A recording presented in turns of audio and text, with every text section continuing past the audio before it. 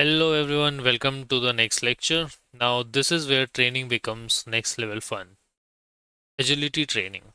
This is all about movement, speed, coordination, and focus. And trust me, your pet is going to love this. Let me ask you, does your pet have a lot of energy? Running around, jumping, getting excited?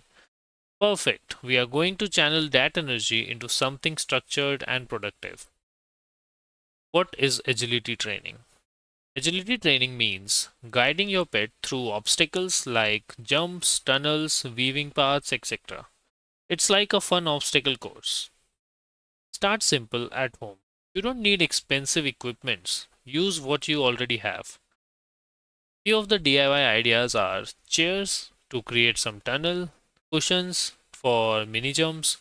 You can use some bottles to weave a path and few sticks to create some kind of low hurdles. Just get creative. Use what is available at your home. Next is step by step guide for for you.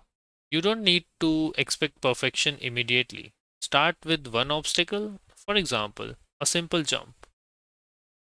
Guide with a treat, encourage movement, reward success, one step at a time. Next is using commands and movement together. Combine come, jump, stay. This builds physical skill, mental focus, and obedience. Reward energy and effort. Even if your pet doesn't do it perfectly, reward the effort. At least it's trying. This keeps motivation high. Also, you can build a mini course. Once your pet understands the basic, combine obstacles like jump, tunnel, then give command to come. Just make it a little bit extra complicated. Now it becomes a fun routine. And most important thing is the safety first. This is very important. No high jumps for small or young pets. Avoid slippery floors.